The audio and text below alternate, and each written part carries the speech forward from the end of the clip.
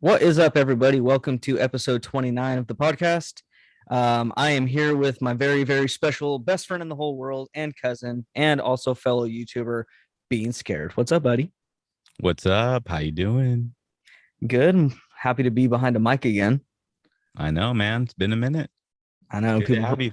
It's good to people have you probably thought back. I died. Oh, thank you. I still get comments all the time. People are like, "Where are you at?" I'm like, "I'm handling life, No. barely." you know, Trying to get back into this thing because not only do I love doing it, but I actually do miss it, So Yeah, dude. yeah. So I think this is going to be a really fun way to kind of lube my entry back into the game. Yeah. So here's the breakdown, man. Here's what's been going on. So we are going to be seeing the brand new Scream movie that's coming out in January of 2022. Something that you and I have been looking forward to and counting down the days literally until it comes out. Oh yeah. And I think in honor of that movie coming out, that you and me should definitely review all of the Scream movies leading up to it. And then when the new Scream comes out, we should definitely podcast on that. Oh yes. Definitely. I can't wait, bro. I Let's can't get wait into either. it. Let's do Yeah. it. All right, let's get into it. Let's start off with Scream. Scream number 2, because we've reviewed Scream 1, I think, at least twice, maybe three Yeah. times already. So I Yeah. think we should let that one kind of rest and we should get into the next ones. Yes.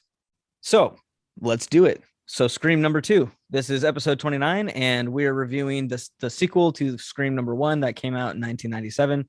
Well, that one came out in 1996. This one came out in 1997. It was directed by the late great Wes Craven. It was written by Kevin Williamson, and it has a rating of 81% on Rotten Tomatoes and a 6.2 out of 10 on IMDb. I think those are pretty good ratings, to be honest, but I'm not surprised because this sequel is, besides Terminator 2, I think the one of the best sequels of all time. Yeah.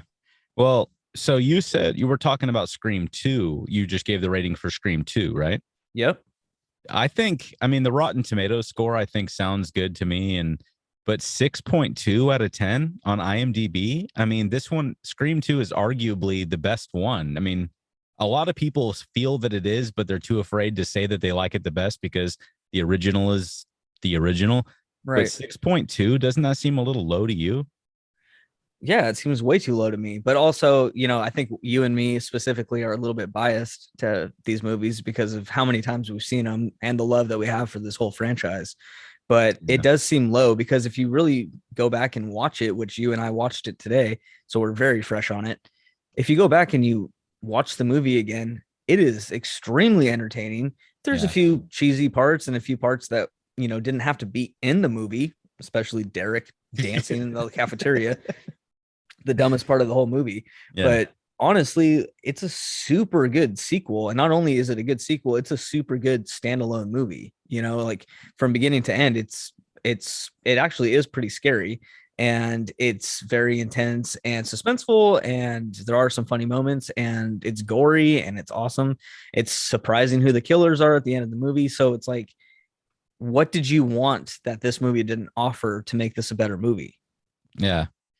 That exactly. I think that just horror movies in general are just like ripped apart by critics and just the general audience. Just people, when you're watching a horror movie, you're like, okay, let me put my Roger Ebert hat on right now because I'm gonna pick Mhm. this apart. This better be terrifying, or I'm gonna say that it's garbage. Yeah. And people are just so nitpicky with horror movies, especially these days. I feel like a long time ago, people were just like open-minded to horror movies, but now, so many people are just I'm not even gonna like exclude myself from this. I'm extremely picky when it comes to horror movies. And it I don't know. I just feel that it's that way for this genre for some reason. It sucks, but it's just kind of the way it is. Yeah, I mean, I feel the same way, to be honest. It's like, what is wrong with horror movies as far as critics go? Like, why are they not taken seriously? They have good acting, good stories. You have to get very creative with how I you know. scare people. But I also would agree, though, that horror has a lot of similarities to comedies, where it's how comedy is subjective. I think horror is definitely subjective because I'm on record saying that the movie Hereditary, like, kind of sucked. I thought it Yeah. kind of sucked. I really didn't like it. And there's some people that will swear up and down that that's one of the best movies that's ever been made as far as horror goes. Oh, dude, I know. I feel the same as you. I thought that there was some parts. There was a couple parts in that movie that really actually made my blood cold for a second. Like the scene where she's like, I can't remember. She's like in a room in the dark and like standing in the dark, like you don't even see, but like her mother's like ghost or like figures like standing there. Like that part, like legitimately scared the hell out of me, and um, it's you know when it comes to horror movies, I just like you just a second ago, you said something that I really want to touch on. You said that why don't they horror movies get respect from critics like other genres? Like comedies don't get respect either. Like all the movies that win like the Academy Awards for Best Picture and things like that, they're always dramas. Why Yeah. is that?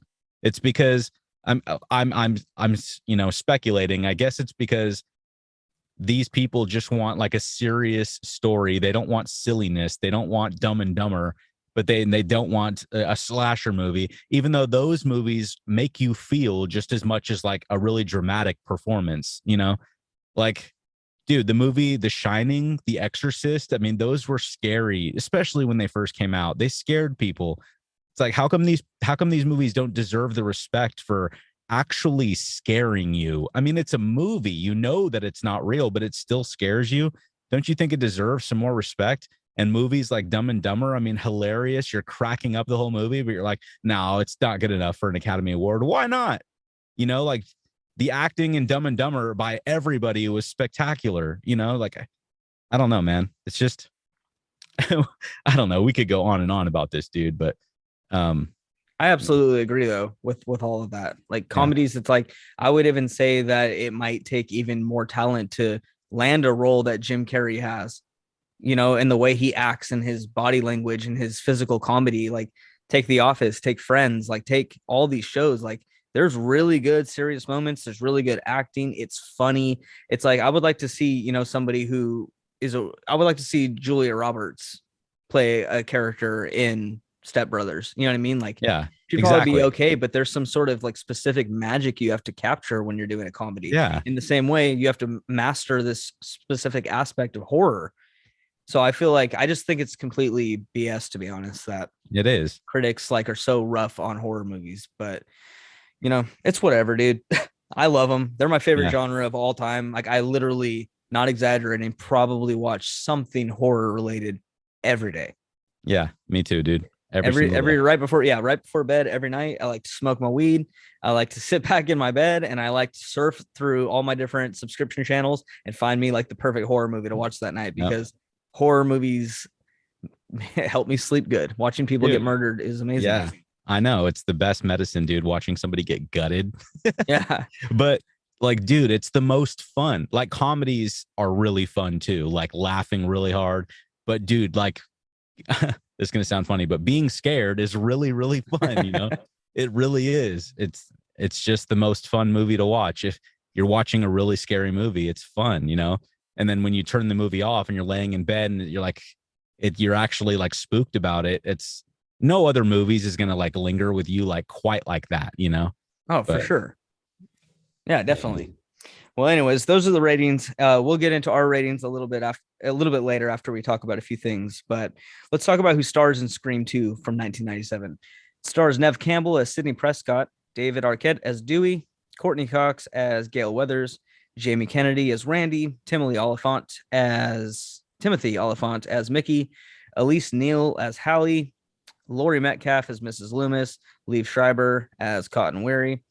This movie has a budget of $24 million, and in the box office, it earned $172 million. dang. So, yeah, they made quite a profit off of that. Well deserved. And I think I'm not exactly 100% sure. I don't want to get this wrong. And I know you know this, but this movie was made and released a year later, right? From Scream Yeah, Scream came out in 96. December. Yeah, it was filmed all through 96 and then came out December 20th of 96.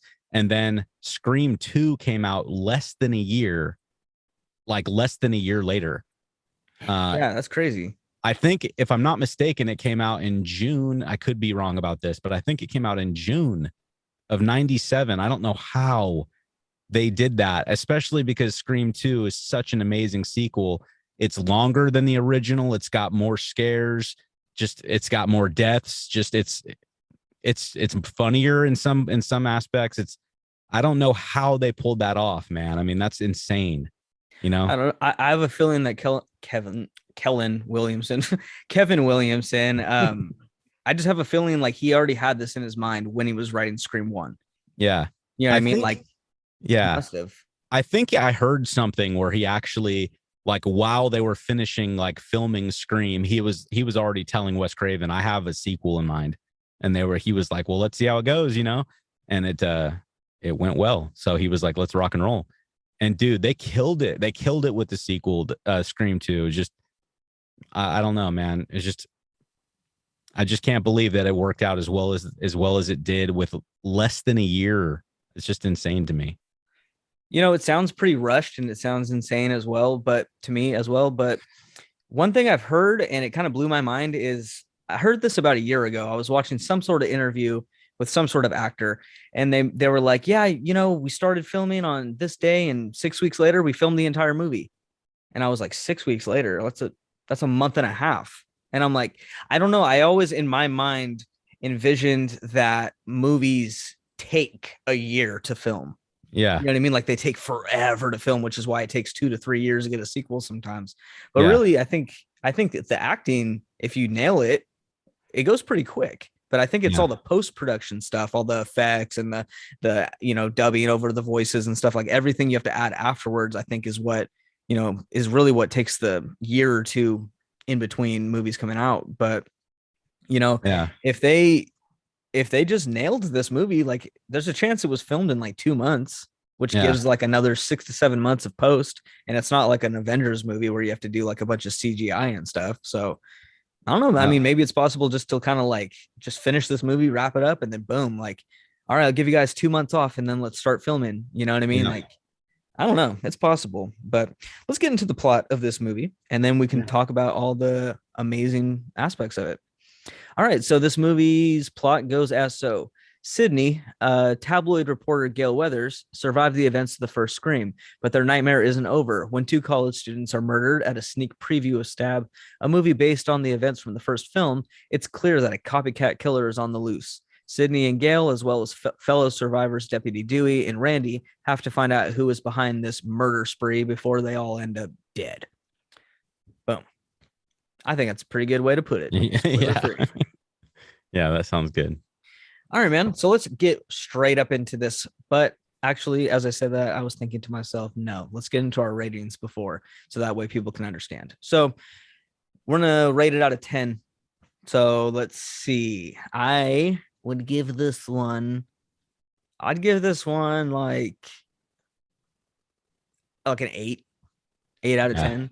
I'm not that biased to where I'm like, dude, it's a freaking 9.5. Like it's not a 9.5. There's several scenes that shouldn't be in there. There's several little plot things that happen where you're like, how is that possible? How is that even physically possible? How does everything line up? Like there's a few moments that have you scratching your head a little bit. So I can't give it a perfect score. I can't give it like an insanely high score, but for the movie that it is and for everything that we're going to talk about, I think it's a pretty darn good movie, let alone an amazing sequel. So I'm going to give it an 8 out of 10. What about you? All right. I'm going to be a little bit more generous because I think that, when a movie like Scream is created, Scream was written by Kevin Williamson and directed by Wes Craven, and it was a completely new adventure for them. And so the creativity was flowing hard because it was an original. And I feel that originals definitely have just a higher chance of being successful because it's an original. But sequels, they have something that they have to live up to. They have shoes they have to fill, you know? So Wes Craven and Kevin Williamson and all the actors and everybody behind the scenes, they were all like, we need to make a movie that's like hopefully as good as the original. Of course, that's their hope, but maybe even better, you know? Yeah. And because it was as good as it was, I'm going to give it an 8.5 because I think it's so hard for a sequel to match up. So many times I've had discussions with people about Scream, and I say, sometimes I really can't decide if I like Scream 2 more than Scream. And I always usually end up landing on Scream, and I'm like, no, I think the original is the best. But Scream 2 is really, I was, when I was talking to Jamie Kennedy in my little interview with him that I did a year ago, he even said that he said the only reason Scream 2 is not the best is because it's not the original. And I said, I Right. know, but it's really good. And he was like, I know, dude. Like he understand, like he was in it, he knows. And Scream 2 is really damn good. So I think 8.5 is fair. It's definitely not a perfect movie by any means. No. So I would say, I guess, like if it was me, I would give the original Scream an 8.5, and I give this one an 8. Yeah. Just because in the original, which I'm not going to get into, we've talked enough about that, but in the original, there's every character they introduce. I like every character. I like every Yeah. death. I like every character. I think they all are great. There's some characters in this movie where I'm like, why? You know what I mean? Like, who are you? What significance do you have? Why are you in the movie? Yeah. No, I definitely agree with that. And in the original movie, I did not have a problem with a single character. I liked every single character that was put on screen. I liked every line. And that's why I would rate the original a 9. I mean, dude, I would rate it a 9. But for this one, I would do an 8.5. I don't know. I just, the reason why I'm so generous with the original is obviously it's my favorite scary movie. It could be my favorite movie these days. I mean, I don't know, but I've seen it so many times now. I'm so passionate about it. But it redefined the whole genre, like what's your favorite scary movie? Like, dude, it's monumental. It's game changing. So I think it deserves a 9. So that's what I'm giving it. Well, I respect that. That's a good number. And But it's no Shawshank Redemption. It's no 10, So, dude, Shawshank Redemption's amazing, and we yeah. should definitely review that one day. Yeah. I just need to watch it again. It's been a little while. It's a good Oh, one though. it's better every time you watch it. It's so good. I know, I love Anyway, it. there's All right, you ready? I just really can't wait to talk to you about the Derek scene when he's singing in the cafeteria, dude, because we have very different feelings on that scene. So Oh well, heck I yeah. can't wait to get into it. Cool. Well, I think it's only fair that we would open this podcast with the opening of Scream 2, which is the sneak preview of Stab. And I just think we need to talk about it, bro, because Oh yeah. there are a few little aspects of it that are pretty cool that I like it, but there's a lot of stuff in it where I'm like, dude, I don't know. Maybe they didn't care about realism stuff back in the day, back in the 1997 when they decided to direct this. Like, I don't know what Wes Craven and Kevin Williamson were thinking, where they're like, dude, we should just have everybody in the theaters just going wild and throwing popcorn everywhere, and like Running letting up and people run amok. down. Yeah. People running everywhere and chasing each other with costumes and knives. And, it's an absolute madhouse. If I walked into a theater like that, I would just like start cracking up and then turn around and walk out. You're like, that's crazy. Refund, please. Now. Yeah. It's like, does anybody work here? Can you guys manage this, please? Tell everybody to sit down and shut the hell up. They're like, no, we have people that work here, but one of them's busy giving away $30 costumes for free to every person that comes. Also, the rest of our employees are busy stringing along ghost face ghosts that fly throughout the theater. Yeah. Oh my God. It was insane. Dude. But honestly, it looks like a lot of fun. And if that's truthfully how the premiere, or not, it wasn't even the premiere, it was like a first peek at that movie. If that many people were acting like that, I honestly wouldn't have a problem with it. I think that would be super fun and awesome and a cool experience. But they better shut the F up right when the movie starts. Yeah. But the fact that they don't, and you know what I mean? Especially the part where Heather Graham takes off her robe. Yeah. And you can hear everyone's like, "Oh, take it off." And you're like, it's like a bunch of 12-year-olds in there, Yeah. But yeah, dude, no, I agree with you completely. I think especially because they're seeing a movie that's based on like some killings, it's like some brutal killings. It's all true. It really happened. And then they're all like super disrespectful, like just pretending that it's like fiction, like they're going to see Friday the 13th. It's like all of this is a true story, like, and I think that alone makes it extremely unrealistic. And I know that you feel the same way about that. We've talked about that. It's just, it's unreal. And I think it's extremely unrealistic. And I think that was a mistake. I think Scream 2 would be just as good as it is if they didn't make everybody in the theater going insane like that. I mean, it doesn't, but I don't know. Maybe I'm wrong, because how, if we can get into how the two people in the beginning get killed, how would the killer have been able to like pull that off if it wasn't like a madhouse all around her as she's being killed? I You was know? literally thinking the exact same thing. Like they, in order for that to take place, the killing to take place, and not instantly somebody's like, whoa, someone just got stabbed, like Right. it has to be a madhouse in there. And like, I think, I don't remember which character now. I can't believe I'm blanking on it, but there's a character that goes, they go, somebody thought it was a publicity stunt. I don't Hmm. remember who says that, but I don't either. they said, yeah, so they were like, somebody got murdered in front of a lot of people, and I think Sydney probably said it, and they thought it was a publicity stunt, having somebody quote unquote get killed during the movie.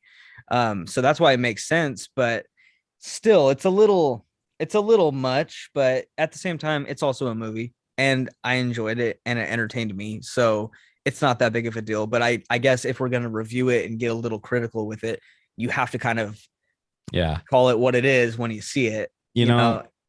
I understand as far as the writing goes and the creativity of Kevin Williamson, which, by the way, I mean, think about that. Think about reading the script for Scream 2 the first time. Think about your Wes Craven, and you get handed, after you're done filming Scream, and you get handed the script for Scream 2, and you're reading that opening, like two people go to the theater to see Stab, which is the true story of the movie that we just made, Scream, but it's like a movie within a movie, and the two people get murdered in the theater.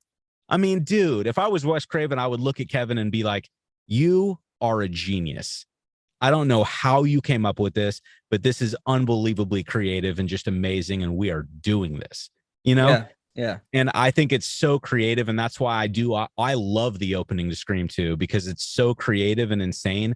But the unrealistic aspect of it just damages it for me. And I just don't think that people would be acting like that in real life if it was based on a true story. So it just takes the realism out, but it needed to be like that for it to work, you know? yeah. I So guess you can't hate on it too much, but could you imagine though if they did decide to write a different type of opening with the same style of kill, but in a more realistic setting? I just wonder what yeah, that would look like, but because that would be badass, dude. But let's talk about Omar Epps and Jada Pickett Smith, yeah. because they're the main people of the opening. So Omar Epps has to go to the bathroom, and he's in the stall, and he thinks he hears what I perceived as people like doing it, in the stall. I always perceived it as some like he like hears some like weirdo and they're like talking to his genitals or something like that. Just some weirdo in the stall, like just being a weirdo. He like hears it, and that's why he starts laughing. He's like, "What the I think it's funny though how he puts his ear up to the middle part of the separator for the bathroom. I'm yeah?" like, dude, like, why don't you just stand on the seat? You know what I mean? Or something if you want to And spy. just look over. Yeah. That'd be so funny, like an alternate scene. He just stands on the seat and looks over, and Ghostface just stabs him through the chin. Oh, dude, He's how like, bad? "You were supposed to put your ear to the thing, man." Dude, that would be honestly way cooler though. Like if he Yeah, was like, "What is this?" and he can't hear, so he like decides to look under. yeah, Dude, let's just create the scene. Imagine oh Omar yeah, Epps puts his ear up to the thing. Nothing happens. He doesn't hear the voice, and it stops. And then so Omar Epps like kind of crouches over and looks underneath the stall and doesn't see any feet. And he's like, what the f?" You know what I mean? yeah, And then he like stands on the toilet and he like looks over, and Ghostface just like uppercuts that buck knife into his jaw. yeah.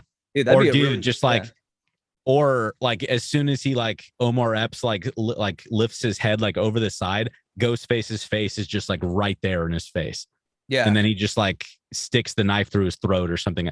Dude, honestly, any of those would have worked. I do think it's cool, but this is going back to the unrealistic part. Like very, he yeah, sticks his ear up to the wall, and then Ghostface stabs the exact spot where his ear is. He would have no way that he did that. You know what I mean? Like it's it's definitely cool, super badass. I really do like it, but come on, like that wouldn't happen. I yeah. don't know. It's just completely unrealistic, but it is damn cool. I do like it. Oh, it's totally cool, but yeah, 100% not realistic.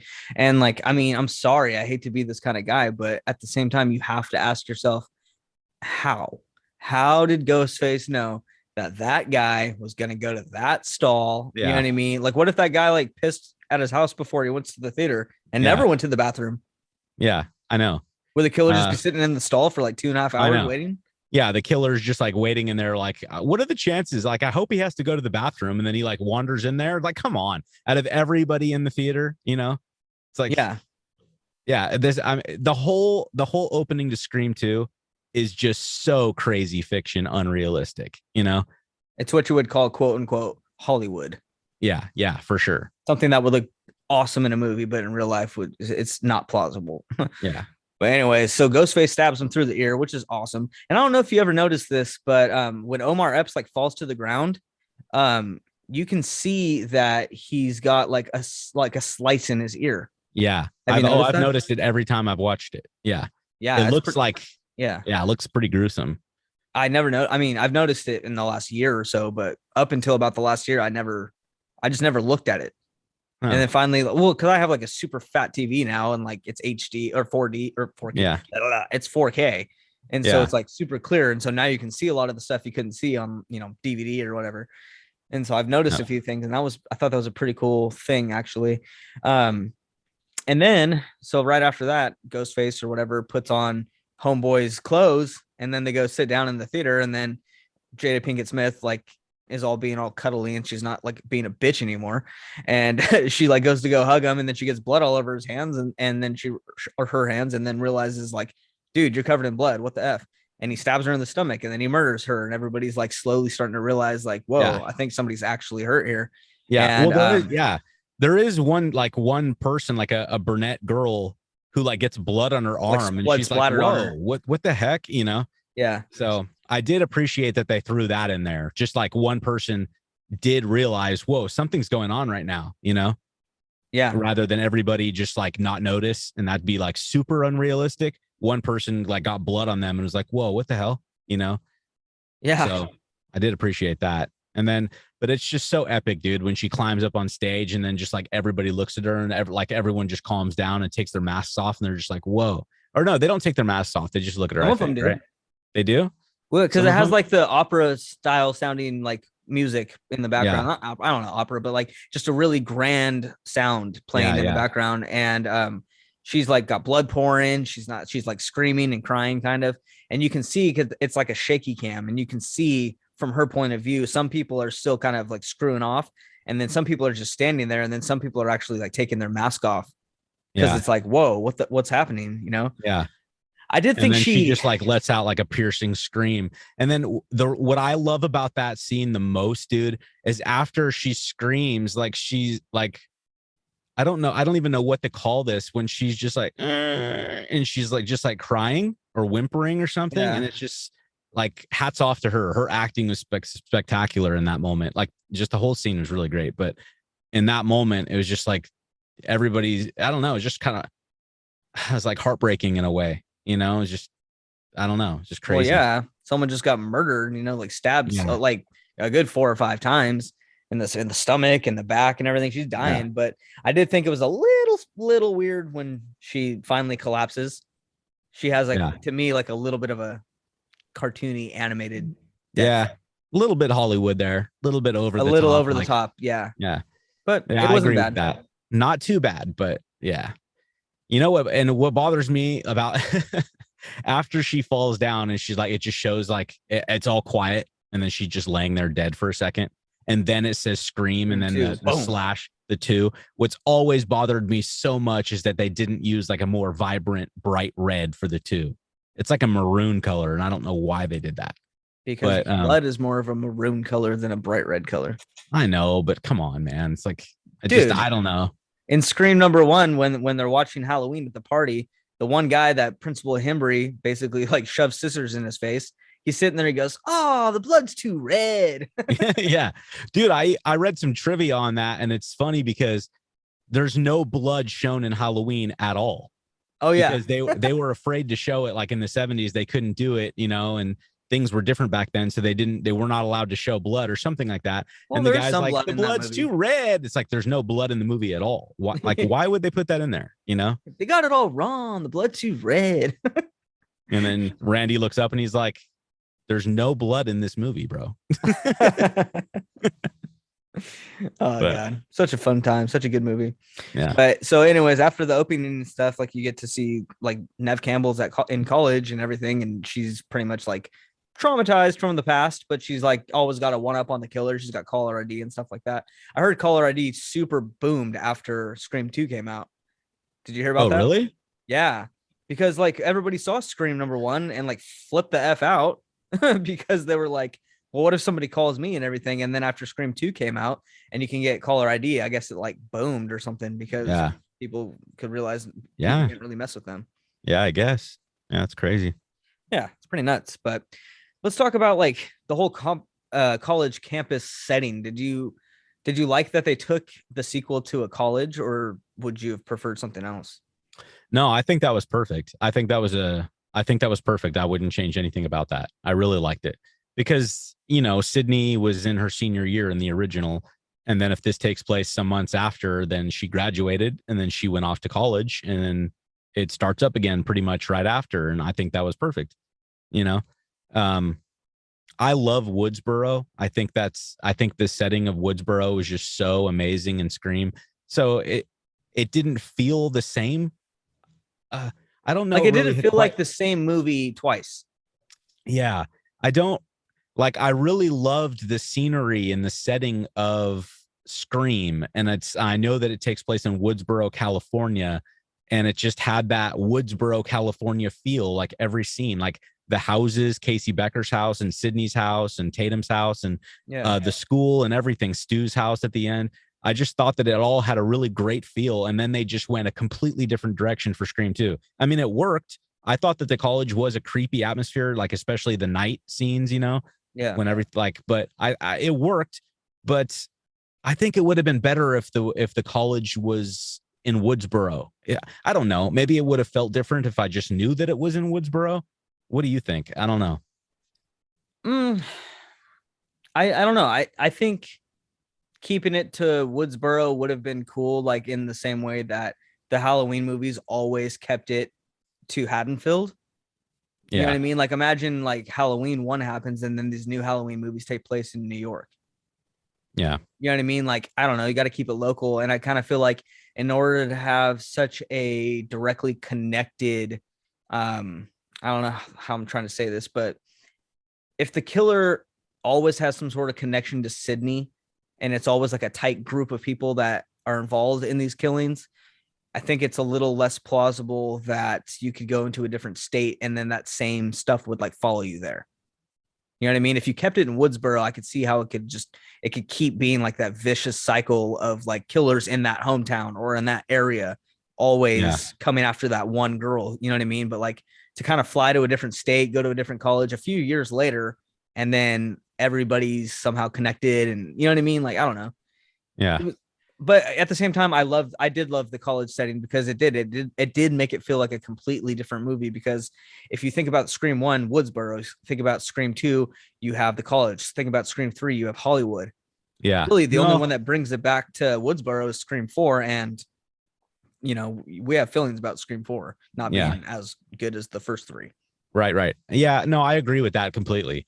And I do appreciate that Scream 2, they stepped out of the comfort zone that is Woodsboro to do something different and it worked out. And then they did the same thing in Scream 3. And I think it worked for all three. And but there's just I love Woodsboro, like I said, and I just, Yeah. and I want to see more Scream in Woodsboro, which I know Scream, the one coming out in January, Scream 5 comes out and it's in Woodsboro. So I'm extremely excited about that. And Scream 4 was in Woodsboro. And that was one of my favorite things about Scream 4 is that it was in Woodsboro. So, I just love Woodsboro. I think it's a really great setting for a horror movie. And, Scream just did it so damn well. I just fell in love with that fictional town. But Well, I mean, it's a fictional town per se, but yeah, it's not a fictional shooting location. And you and me have both now been to the yeah, filming locations of Scream One, yeah, and quote unquote Woodsboro is actually like a really nice small town.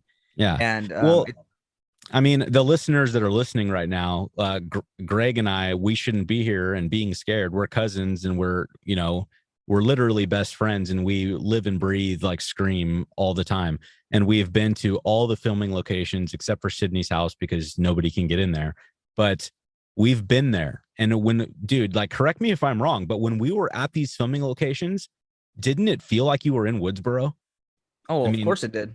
it felt like Woodsboro to me, you know, and Yeah. it's so incredible. And honestly, the people that are listening, if you're a big Scream fan, if you haven't if you haven't had a pilgrimage down to the filming locations of Scream, it's amazing. You got to do it. Especially if you live in California, you got to do it. It's a Um, really cool experience because if you look at all the buildings and the grocery store and the houses and like everything that was filmed in that movie, it's funny because like not a lot has changed. yeah, Like you go and you look at it and you're like, whoa. Like when we yeah, went and visited the grocery store that they filmed it in, they had the same carts. You know yeah, what I mean? Like they had the same color scheme. It was like yeah. almost identical. Oh, And 20 years later. that was so surreal. Yeah. Just little things like that. I mean, when we say that we're Scream fans, we're not just two dudes right now that are just randomly uh randomly doing a Scream podcast. We adore this movie. So Oh when we yeah. were at these filming locations, like just seeing that those carts were the same carts that like Sydney and Tatum are pushing around in Scream, the same carts are at that grocery store. That was mind blowing. It was just unbelievable. It was just so, we loved it. um there's a lot of things that are different, but it didn't feel like 25 years has passed. you know Oh no. it felt like maybe it felt like the same time, just Yeah. especially like Tatum's house, dude. It was like the same. Literally, like you're like, oh, there's that tree from the movie. Oh, Yeah, there's that tree from the movie. There's the same exact thing from the movie. It's just like it was really dope. yeah, I really liked it, and I'm excited to go see them again when we go see them again yeah, eventually. But yeah. So, anyways, I want to talk about like some of the. I just kind of want to get out of the way some of the stuff that I don't really like about the movie, yeah. Let's which get is into it. it's honestly it's just a little handful for me. Okay. I'm not going to complain too much about it because I love this movie. I adore this movie, and I've seen it so many times at this point. You definitely, I'm pretty sure, have seen it more than I have, but I've seen it quite a bit. And I'd say one of the things that kind of bugs me, we've already talked about parts of the opening for sure, but another part that kind of bugged me a little bit was the sorority girls that they introduced. I Yeah, didn't really care for that. Like they don't play a huge part in the movie. They're in the movie maybe 3 times and they're kind of just obnoxious and I don't understand what meaning they had to drive the plot except for them being introduced as potential people who are the killers. yeah. you know I didn't have a problem with those characters. I thought that they were bubbly and realistic and just like ditzy sorority chicks in college. Like, hi, Sydney, just like super. And they've got like their posse behind them, and it's like they're just like hella. I don't know, like really really pretty and just I don't know. I liked it. I liked it. Well, honestly, what I didn't like is how Sydney comes off as such a bitch to those girls when they're, I mean, yeah, she doesn't respect them because they're not very respectable. They're just like ditzy college girls, but they're still like the whole movie being hella nice to her, Yeah, I because feel they like that want was her a to join deleted their scene. sorority. So they're like, do you girls want a drink? And Sydney's like, yeah, but we'll get it ourselves. It's like, and then their reaction is just like, okay. Like I've always thought like, I think that they screwed up Sydney's character with those scenes. She's not like that. And I don't know why they made her a bitch to those girls, you Well, know? is there a moment where she kind of was never a bitch, even in the Dude, first like one? in any scene in She's any kind of of a the other bitch in every movies, you've seen. I have not seen her act like that towards anybody in any of the other movies for a second. Just those girls, she's just not very nice to those girls. I don't know why. Just like they're being nice. You know what I mean? Like they have an agenda. They want her to like join their sorority, but she could just be like polite and just, they're like, hey, do you girls want to drink? And she's like, okay. But I don't know. I just don't know why they did that. I I just don't don't know. agree with that. I really do feel like they're missing some sort of scene, like something that connects to why she's acting like that. Like, Yeah, I agree with that. did they get burned or did she get burned by them or something? Did they embarrass her or haze her when she got to college? Something. Something. But I think it's so funny that you did that hi Sydney, because like that's exactly like the one part where I'm like, "Blah," when I hear it. Because she walks up and she goes, hi Pledge, hi Sydney. You're like, why do you talk like that? You don't talk like that for the rest of the movie. What I is know. wrong with you? But Yeah, yeah. Hallie is like, hi, sister, something. And she's like, hi, Pledge. She just calls her hi Pledge. Sydney. I Hi, just don't Sydney. get it. But you're right though. Sydney was being kind of rude to them. But there was that moment though, right at the party, right when they first offer her the drink and stuff. They walk up and the one who goes, hi Sydney, like that one, she walks up and she goes, it's really nice to see you. I really mean that. It's nice to see you. And Yeah, it's yeah, like, why did you say that? Like yeah, I didn't yeah. hear her walk up and be all like, you're here. I mean, it's No, nice to see you. Like, no, you're right. They do say some stupid things, and like when they first show these characters during the day on the campus, I think I recall like one of them says something like, isn't this is so weird, right? I mean, to think all this fuss is all because of you. You know oh what I yeah, mean? And then she's like, I mean, not directly, but in a 6 degrees to Kevin Bacon way. And I it's hated like, that line. no, because of the stupid lines, the stupid things that they say like that, it's like I could see how Sydney would be like, get away from me. But still, even still, even after these stupid girls are like just saying stupid things to Sydney, I mean, after everything Sydney went through in Scream, and these stupid girls are making comments like that, Sydney would definitely not respect them. But I still don't think she has grounds to be a bitch to them because they're not trying to be mean to her. They're just stupid. And Yeah, so they're I just think, like ditzy. yeah. So whenever I see Sydney, like, especially when they go to the sorority party later in the movie, and then, she's like, hi. No, I really mean that. Hi. She's like, do you girls want a drink? And then Sydney's like, yeah, but you know what? We'll get it ourselves. And then she just walks away. Like she walks away in a bitchy kind of way. And I'm She sorry, but walks that's, away like she's rolling her eyes. yeah. And Like, oh that's my just god. not Sydney to me. That's just not Sydney to me. No, I, Sydney's a strong character, but she's not like a bitch, and I don't know why she yeah. would be. It would be so much easier to clarify this if Hallie at some point would have just been like, "What is your problem with them?" And she could have been like, "Well, you don't remember when they hazed me?" And she's like, "Oh shit, you're right." You know what I mean? Like, Yeah. Yeah. just one thing to explain because that didn't. I don't know. Maybe Kevin Williamson writes some good stuff, but he Yeah. either didn't film it right or he didn't explain it enough because it There just could have didn't make been there sense. could have been one scene where Hallie was like, they're just trying to be nice to you. And then Sydney like says, do you like you don't remember when they did this or something like that? And then that would have made it completely understandable. And I know that I bet I'm sure most people do not have a problem with this at all. I don't really. It's just a little nitpicky thing where I don't think Sydney would act like that because she doesn't act like that anywhere else in the entire franchise. Or And maybe she's not trying to be bitchy. Maybe she's just very, very defensive about who she lets and guarded about who she lets in her life because her boyfriend murdered her mother and then tried to yeah. murder her. You know what I mean? Maybe she's like, the last time I let somebody into my life, like they turned out to try to kill me. So I'm a Which little guarded. I mean, if you really think about it, though, I mean, like, don't you think that Sydney's being a bitch? I mean, Oh, totally. she's dating a dude that's in a sorority. I'm not a sorority, a fraternity. She's Yeah. dating Derek, who's like in a fraternity, and she likes him, obviously, and she's nice to him. He doesn't act like these stupid girls, but he's still in a fraternity. Like, you're in college. Why are you acting like these girls are like scum of the earth? Like, you don't get it. You're dating a dude in a fraternity, and these girls are trying to get you into their sorority, and they're being nice to you. Why are you being such a bitch to them? I You know think what I this is the mean? time of the month. I just don't buy it. I think they screwed that up a little bit. I think they should have made her nicer to these girls. But Yeah. that's just my 2 cents on that. Yeah, no, I honestly I agree, and I'm kind of glad we talked. I don't know if we've ever really talked about that, so that Nah. was a good little conversation. So that's one kind of aspect of this movie that bugs me. Excuse me, a little bit, but I think let's get on to the other part that bugs me, which is Derek's dancing scene in the Yeah. cafeteria, Yeah. and I don't know, I really don't like it, and I kind of feel like you did. So, what's up? What's your take on that? All right. So I did like it. And here's the reason why. I mean, yeah, is it super cringy and corny? Yeah. But when you're thinking about what Sydney just freshly got done with dealing with Billy, I mean, her boyfriend was a murderer who killed her mom.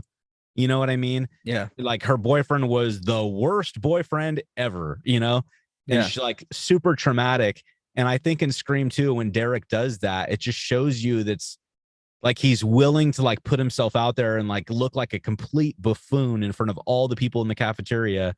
And she just he just made he shows the audience like I'm actually a good guy, you know. I don't know, that's the way that I always took it, is just he's dorky, and he's trying to also just get a rise out of her and just make her happy and make her smile, you know. And he's like he understands that his girlfriend's been through a lot, and he's like, you know, he's really professing his love for her, and he's just, I don't know. I always thought it was kind of a sweet scene, if I'm being honest. Cringy, corny, definitely. But just, I liked Derek's character. I thought he was a good character. And I think, honestly, I think it sucks that spoiler alert, was killed at the end of the movie. But I don't know. I just liked the scene. I thought, and it was really nice to see something make Sydney smile like that, because you don't see her smile like that anytime else in the movies, you know. No, So, you really don't.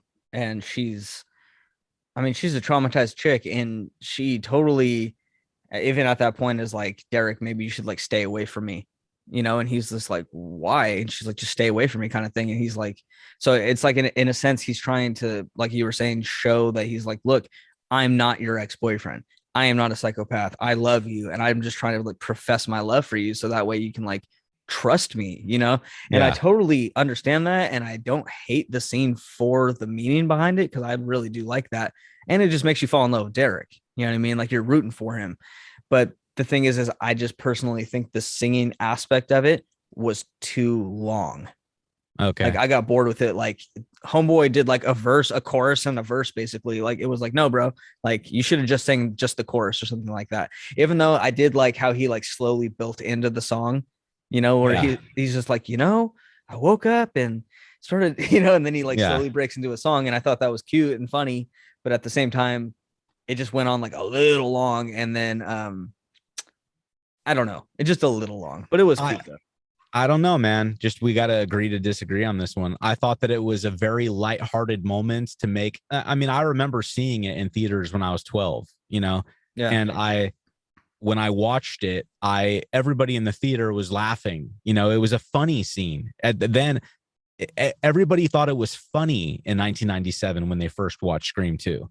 It was not like a sweet scene where everyone was like, "Aw." It was funny because everyone in the cafeteria, like Mickey, is like cracking up. You know what I Yeah. mean? And it was just a really lighthearted scene in the midst of like a horror movie, and I liked that about it.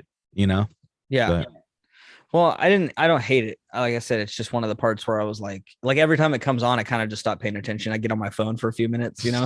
yeah, And so that's that. Another scene that kind of like bugs me a little bit, which I don't want to get in depth in because I want to talk about it later, but it's the whole Randy getting killed. Like, there's certain parts of it that I'm like, what? You know what I mean? Like, we've had to talk about this, but we will talk about it here pretty soon. But there's a few things where I'm like, I don't buy the believability of it. You know, it's a little silly yeah. in certain spots. But yeah, like I said, we'll talk about that. But other than that, I don't really have much to complain about. I liked it. I like the movie a lot, and I think we should talk about the deaths. What do you Yeah, think? for sure. Yeah. Let's move So, on to to the the deaths. killings. Yeah. So I think, if I'm not wrong, the first death after the opening scene is Cece, right? Yes. Yeah. I really like that scene. Yeah. Me too. Here's the only thing that I'm a little confused about. Why did Cece have to get killed? Why was she targeted? Did she have some sort of connection to anything? And the only thing that I could kind of think about after watching it today was she kind of talked shit to Mickey a little bit. Yeah. When it was the video class, she was like, "You got a real hard on for Cameron," and he kind of has this like look. And now that I know that he's the one who killed her and stabbed her and threw her off the thing, I kind of read that look when after she says that as like, bitch, you're gonna die. Like, Yeah. I'm gonna kill you now Yeah. because Yeah. I'm a No, psychopath. I think you just hit the nail on the head. I think that's exactly what it was. Like in that scene at the beginning of the movie, she like puts him in his place in a sense and like tells him that he's wrong. And then he's just like, you can even see his facial expression looking at her like, Like, you you know what I mean? motherfucker. Yeah, like I'm gonna kill you tonight. You Yeah. know? But no, I think that's what it was. I think they also just needed they wanted more kills in Scream 2. So I think Kevin Williamson wrote that in, and just because they wanted more blood, more Ghostface, and that's one of the most classic Ghostface scenes when he's like, "Do you want to die tonight, Cece?" I mean, that's one of the most classic Ghostface lines that people like quote all the time. And I just think that was a really, really great kill, and I think that the reason she died is because she talked crap to Mickey earlier that day or the day before, whenever that was. But I think that's the reason why they targeted her, and I'm glad that they filled in because to me it's explainable by that. Like, it's explainable that to you, it's explainable from you too, because you're the one who just said that, when she talked crap to him in the classroom. So I think that explains that away, and it kind of warrants her death in the movie because of that scene at the beginning in the classroom. Yeah, So, I think you'd be right about that. And then she gets stabbed. She also gets thrown off the ledge, the balcony, and that's pretty crazy. One thing though that I was like, why is when Cece is trying to call the school campus security, and she doesn't want to be in the house because she's like convinced somebody's in there, and so she stands outside, and the phone is all staticky because she's too far away from like the home base. yeah, And the guy's like, hello, hello, hello, and she's like, shit, and she goes inside, and he's like, hello, hello, and then just like hangs up on her without calling back. But he just like hangs up on her, and then she's like, shoot, and she's stuck inside of there. And I was like, why wouldn't you just like leave? You know what I yeah, mean? I don't know. If you're convinced somebody's in the house, I would just I leave, know, and they're threatening your life. I But I know, thought that was I thought that was awesome. I really loved when Ghostface like comes out of nowhere, and he like right behind her, and when she's talking to her roommate or whatever, and yeah, nobody sees him, and he just kind of like shimmies his way into a yeah. different room or something. I really like that. And that's the only time that he ever does that in any of the movies. You never see him actually do that. But yeah, I loved that part too, when you see him like dip into the house and like, yeah, dude, hella creepy. And it also kind of just proves that she was actually talking to the other killer. And then Yeah. Mickey's the one who slipped into the house. And then she is actually talking to Mrs. Voorhees, Mrs. Loomis. Loomis. Yeah. So yeah, I just thought it was really, really good. Hey, one thing that I remember from almost 25 years ago now is when Scream 2 came out. I'll never forget this. And it's so crazy that I have this memory. And I wonder if anybody else has this memory too. But when I saw Scream 2 in theater, when Cece steps out onto the porch, because she's like, I don't think that I'm alone. She's talking to her roommate or whatever, or one of her housemates. And she's like, I can't believe you're alone in that house. And she's like, I don't think I'm alone. And then she's like, I'm out of here. And then she steps out on the front porch. I'll never forget this. So when I was in theater, she steps out onto the front porch. And then while she's out on the front porch, the static comes in, and she's trying to talk on the phone and get help. And then she can't get it. And so she's like leaning into the house a little bit, and she's like, hello, hello. And then she gets frustrated and just like marches back into the house. Yeah. And in the theater, when that happened, everyone was like, no, like everybody gasped and was like, no, don't go back in. And I've only ever watched Scream 2 pretty much by myself since then. And it's just that scene has always stuck out in my mind, like a memory of like when she walks back in the house, the whole theater was like, no, like don't go back in the house. Yeah. But it's not like that when you're watching it by yourself, just at home. Yeah. But that's the impact that it had 25 years ago. And the whole theater is like, no, don't go back in the house. I don't know. Isn't it It's funny a how like fun. your mind will catch on to certain memories, whether it's like a sound or a smell, or you know what I mean? Like Yeah. you just see something and it just reminds you of something that, like, dude, I can't remember the person's name right after I shake somebody's hand. You know what I mean? Like if I shake someone's hand, I'm like, hi, I'm Greg, and they're like, I'm like, I just instantly forget their name, but I can remember something from when I was like 6, I'm the same way. And I think that's because we're more focused on the handshake. on the handshake and meeting somebody, and like our mannerisms and how hard are we squeezing their hand? Are we squeezing it like a man? And you know what I mean? Just everything else. And then we're not focused on like their name at all. And then like 1 minute later, well, I have no idea what your name is because I wasn't thinking about your name. I Yeah. was thinking about what I'm doing, Yeah. you know, because it's an anxiety trigger kind of a thing, I guess. But I don't know. No, I totally know what you mean. So as far as the next kill goes, who's the next one that dies? It's Randy, right? Yeah, I think so. Yeah. I love, dude, that's one of my favorite scenes of the entire second movie is Yeah, the whole like trying to find out who's on the phone and Randy's trying to keep him distracted. And, I think it's safe yeah. to say that Randy is a fan favorite. Oh, for sure. And, dude, I mean, that whole scene is brilliantly written too, because Randy is finally on the phone with the killer.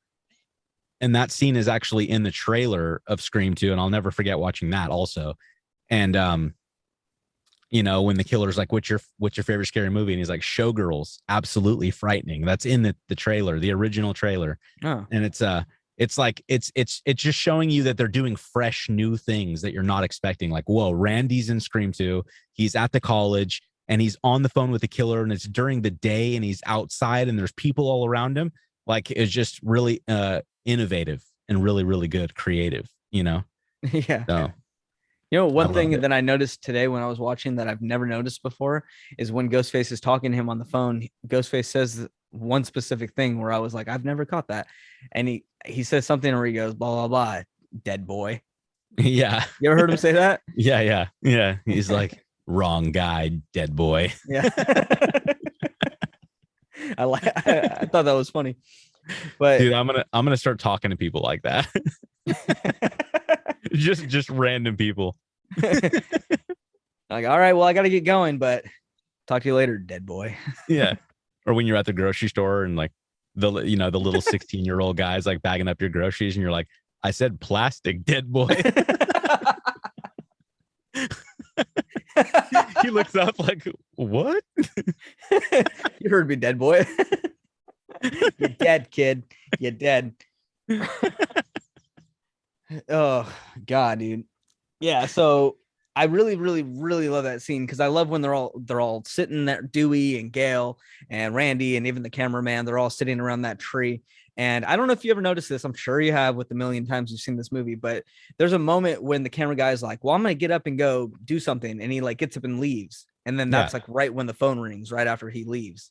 Yeah. And I don't know if it ever crossed your mind that they were trying to make it seem like he could be the killer and he's the one who That got up and left. never crossed my mind that he was the killer in the movie, not one time Does it ever. cross your mind now? Especially I'm trying. Yeah, I can safely say with confidence that when I first watched the movie and I didn't know who the killers were, that did not cross my mind that he left so that he could be the killer and he like went to go call them. No, that possibility never entered my mind. Can you kind of see that now, like on first Oh, view? definitely, yeah. Like, yeah, and it really, just you want to. It's really, really respectable that they gave you so many like, oh, this person could be the killer because they Yeah. just like he just left, and oh, this person just did that. You know what I mean? So really creative. But no, I don't think I ever for a second thought that when Joel walked away that Yeah. he like, oh, he could be the killer because he just walked away. For some reason, I just never thought that he could be the killer. I don't know. That No. dude, one thing that I will give this movie, one thing amongst many other things, one thing that I'll definitely give this movie is that they did, in my opinion, a wonderful job of keeping who's the killer a massive secret. Like if you really go back and watch Scream 1, you can pretty much figure out that Billy's the killer. He's like Yeah. kind of the bad boy. He kind of like even that video store moment with him and Stu, when they're both like kind of ganging up on Randy, like they're both creepy looking, they're both acting creepy and everything. You can kind of figure it out. Like maybe you won't, but you have an inkling. You know what I mean? With Yeah. this movie, dude, the killers, which I don't care if we spoil this 20-year-old movie, you know what I mean? Like whatever. But Mrs. Loomis never saw coming. Yeah. Mickey still never saw coming. There's the moment when Derek gets attacked by Ghostface and then he's in the hospital later on, and Sydney is sitting there and she's like flipping out, like not flipping out, but she's just like, she's going through her emotions and they're sitting in the waiting room. Mickey has like a really, really good heart to heart with her where he's just like everything's gonna be okay. Like, you really think Derek did it? I don't think Derek did it. You know what I mean? Like when you're talking to Mickey, he doesn't come off like a weird, dark, silent killer type. Like he just Yeah. seems like just a regular, cool, like Randy-esque character, just a fun side character. I never expected him at all. And I when you know. find out that it's him at the end, it's a really good twist to me. Yeah. Well, man, I really, really wish that I could remember my reaction to like finding out who the killers were in all these movies. Yeah. But I can't. I can't remember like my reaction. I can't remember if I saw it coming or not with any of them. Even Scream 4, which only came out 10 years ago and we saw it together. I cannot remember my reaction except for I just can't remember. I just can't remember at all. I can't remember if I saw any of them coming. I really wish that I could, but I can't. You can? You can remember? No, Yeah. I remember with my ex one time I was watching Scream 2 a few years ago and she had never seen it before. So I was doing that whole one eye on the TV thing, one Oh eye yeah. kind of peeking over at her to see her reactions for things. And every single time they would bring on Mickey, I would kind of like look over at her just to see if maybe she was trying to put two and two together. I Yeah. also remember like afterwards, like I made sure strategically not to bring Mickey up immediately after they showed Mickey. You know what I mean? Because I didn't want to give it away. But I Yeah. remember like mid movie, I kind of looked over and I was like, do you have any idea who the killer might be? And she was like, no, I don't know. I think it's this guy. And she was actually wrong. You know what I mean? So like they did a good job leading people on or off the trail of Mickey. Yeah. And I thought Well, he was a great, yeah, reveal. you know, I actually have another memory of seeing Scream 2 in theater. Because I actually saw the original Scream just at home. We rented it one night. And then like Scream 2 came out in theater just like a month or two after I saw Scream. So I was extremely excited because I was such a huge fan of Scream right the first time I saw it. Yeah. I watched it like, a couple more times before I even returned the movie to Blockbuster. And then I found out Scream 2 was coming out in theaters and I was like, "Oh my gosh, yes." I was so excited, I'm just a Mhm. little kid. But I do remember this. When I went to go see Scream 2 in theater, I remember the thing that I said a few minutes ago about the scene with Cece when she walks back into the house. I remember that. And then there's another thing I remember in the theater. I remember hearing a lady in the theater make a comment out loud near me about Mrs. Loomis. Like when her character was on the screen at one point, I heard a woman say, "It's probably her." And I Really? remember that.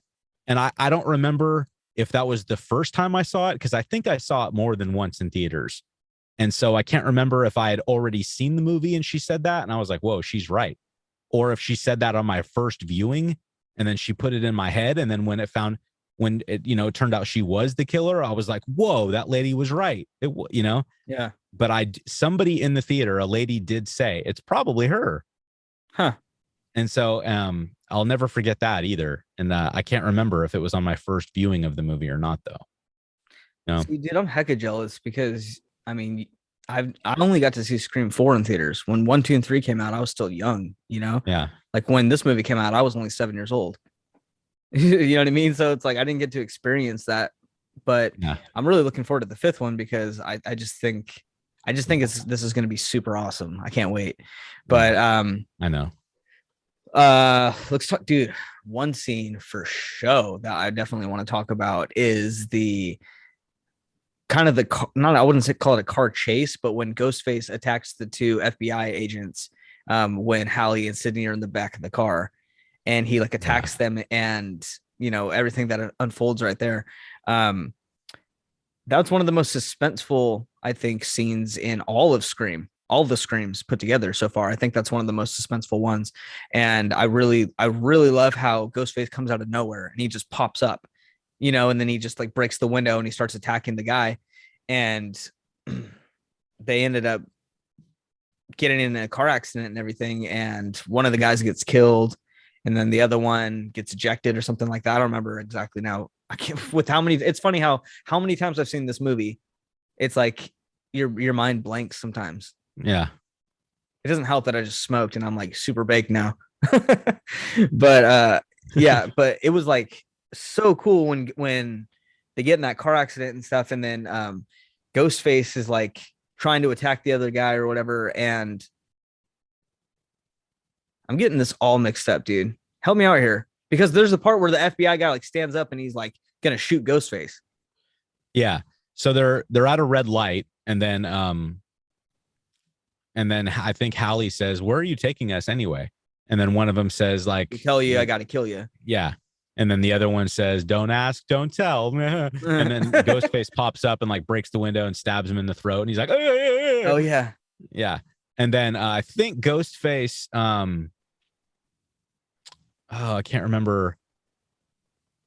I think he pulls that cop out of the car. I don't know how the hell I don't remember. I just watched it today, and I know So you did did too. So he pulls that cop out of the car.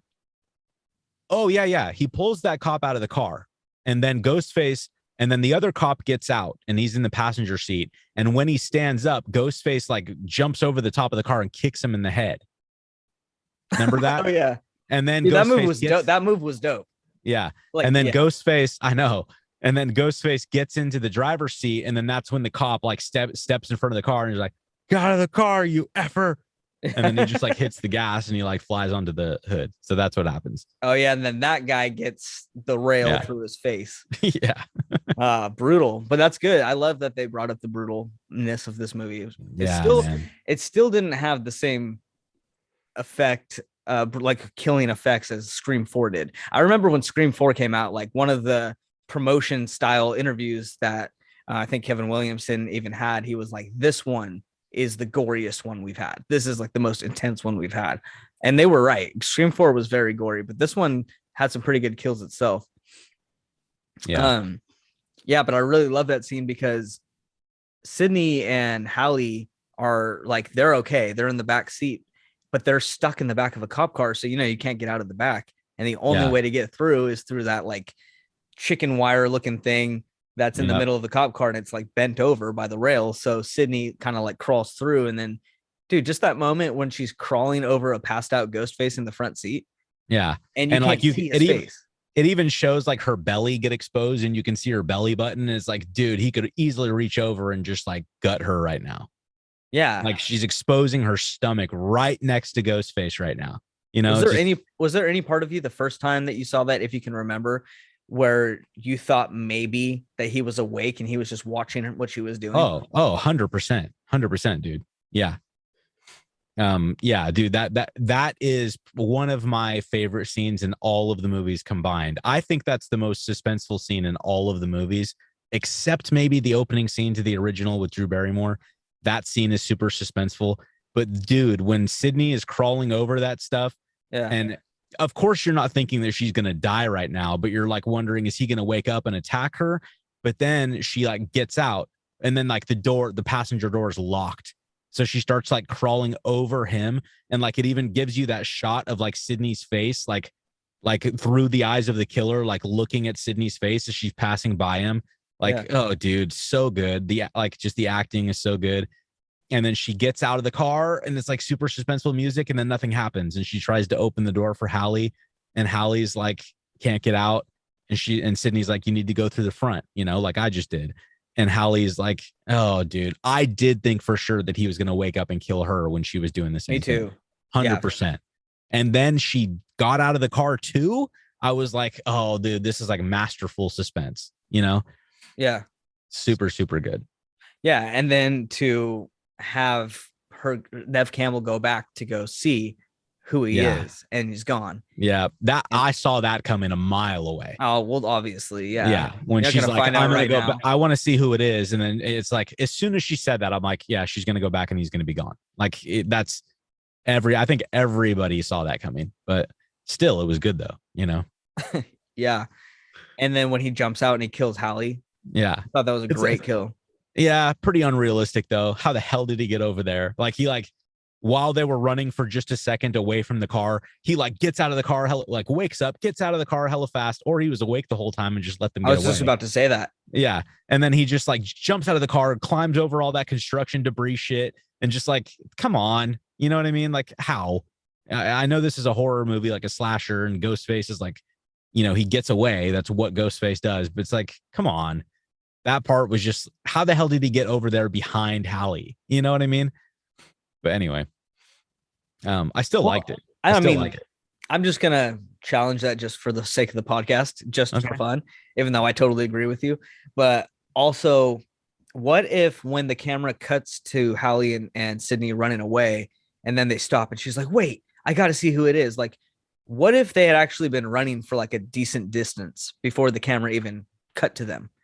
You know what I mean? Like, and that gives time for him to jump out of the car and then like jump over the divider. You know what I'm saying? And then Yeah, by the time she like turns around to go walk back, like, what if she slowly creeps up to the car?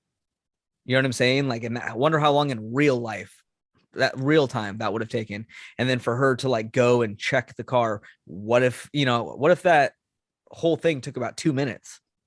yeah, That's yeah. plenty enough time for him to like walk behind those, plastic bin things I know. that he pops But out from. like when Hallie pops out of the window and she doesn't get killed, and then they start running immediately. They're only running for like 5 seconds before Sydney stops, and she's like, "Wait, I want to see who it is." And Hallie's like, "No, come on, stupid people go back. We're not stupid people, you know." Blah blah blah. And then Sydney's like, "I'm sick of running," and she's like, "It only take a second. I have to." And she goes back. Dude, all of that happens in like 20 seconds, 30 seconds. Huh. It's just not enough time, especially this is especially it because when they start running away from the car, they're only running away from it for like 5 seconds, and then they stop and Sydney looks back. Like there's Yeah. no way that he got out of the car and jumped over that thing in just that amount of time. You know, she would No. have seen him at least leaving the car. You know, Yeah. like he just vanishes. I'm sorry, I just don't buy it. You know, they should have had them running longer. That's what Yeah. I think. They should Yeah. have had them running for like 15, 20 seconds. And then I'd be like, okay, definitely plausible now. But Yeah. But it was really quick. yeah, too quick. Yeah. And this movie still has like a very long runtime, like I think an hour and a half or something. So it's like, 2 hours. are you sure? Yeah. I thought it was Yeah. like an hour and 40 minutes or something. No, it's the longest Scream movie. It's 2 hours. Exactly 2 hours. Huh. Okay. Yeah. Well, I anyways, don't know if it's I don't know if it's exactly. It could be a couple minutes over, but I know it is over 2 hours. hmm. Well, I was just saying that like it's already a really long movie, so I'm sure they had to trim where they could to try to like keep it low Yeah. on time Yeah. as low as they could. So maybe in a different cut, they did have a longer run. You know what I mean? Maybe they did have a Oh, longer something. I don't know. dude, I would love to see the director's cut of Scream 2 floating out there. That's like 3 hours long. That would be Oh awesome. my god, dude, that sounds like such a fun time. I know. I would be like, bro, come over. We're gonna make Yeah. some popcorn. We're Oh gonna yeah. drink and smoke, and we're gonna watch ourselves a little bit of freaking Scream 2 director's cut. Dude, That'd be sick. I wonder if that's floating out in the world somewhere. Like the Dude, it's uncut on Amazon, I versions. bet.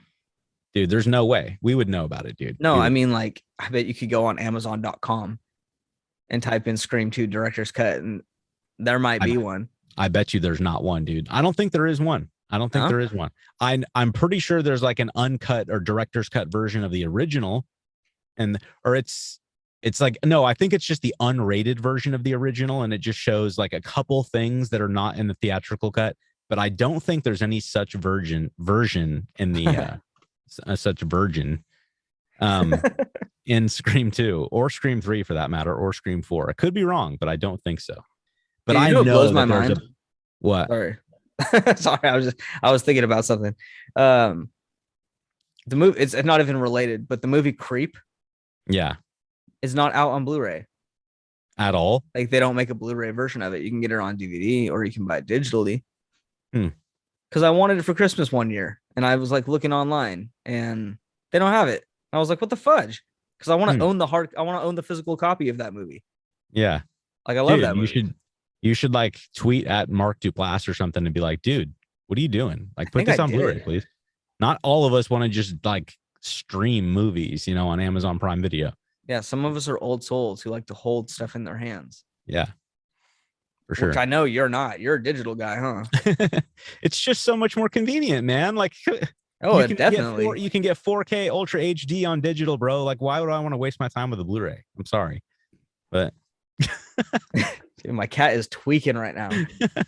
She is like I know running all over me. I can see him in the background, dude. Freaking Mifflin. Anyways, so yeah, I don't know. I like hard copies, bro. Like I like to hold something. Like I don't know about you, and I'm sure you will still agree with this, but there's something about buying like a CD. You know what I mean? And like You look at the front of it, you look at the back of it, you're like, you look at the side of it, and you're like, this is tight. And then at the very top of it, it has that like white sticky label that has like the name Yeah. of the CD or whatever, and then it's wrapped in that tight plastic, the Yeah. cellophane. Oh You yeah. take like your scissors and you cut a little slice of it, and you just like tear it open. Dude, it's just so satisfying to like unwrap a CD or unwrap a Blu-ray, and then Yeah. you open the case and it's kind of sticky because it's never been opened before.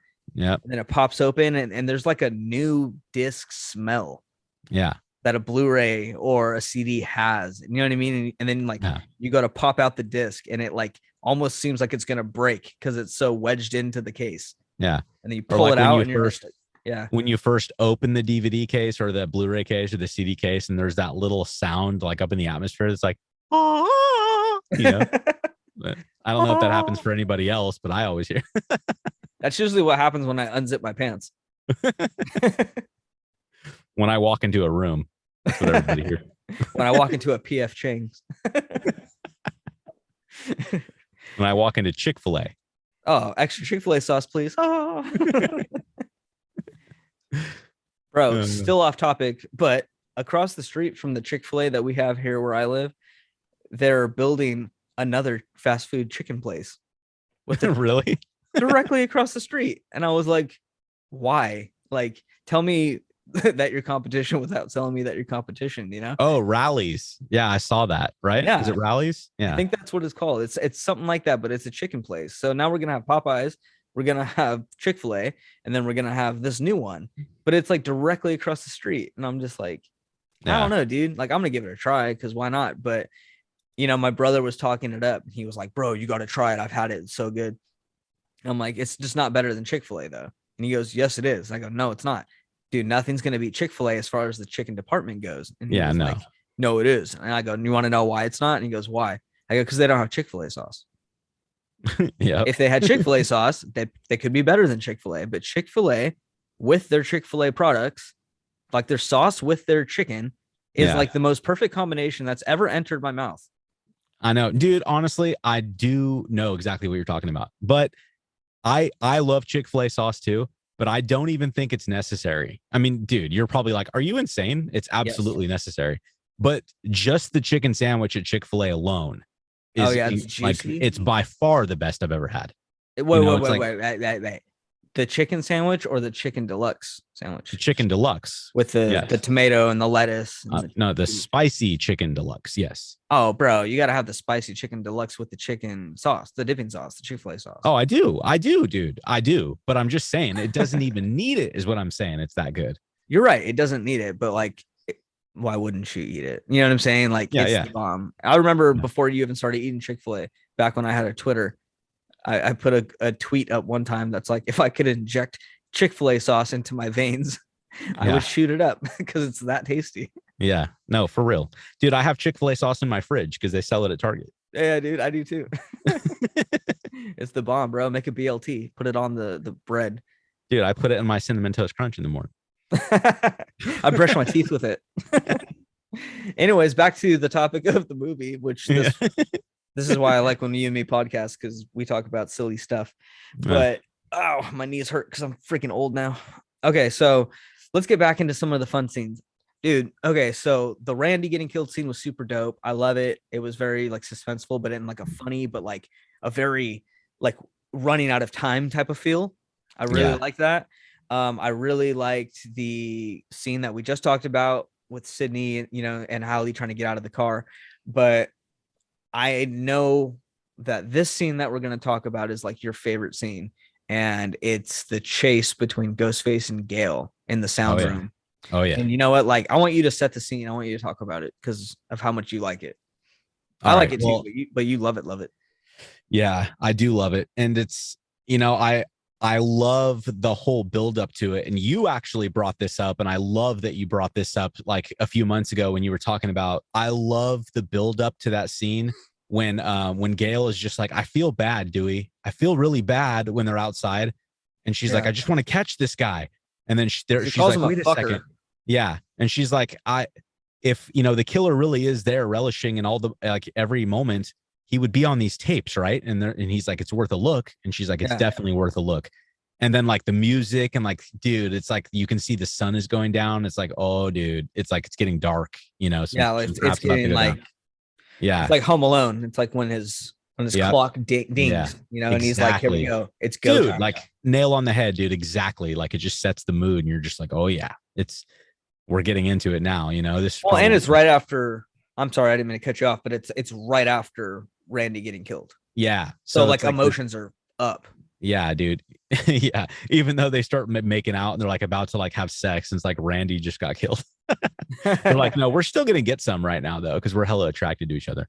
But they start like making out and stuff, and then it just gets abruptly screwed up, and then because the killer like screws with them, and then when Gail runs away, yeah, dude, when she starts running away and like trying to hide from Ghostface, and she dips into that sound room, and she's like going behind those sound panels. Yeah.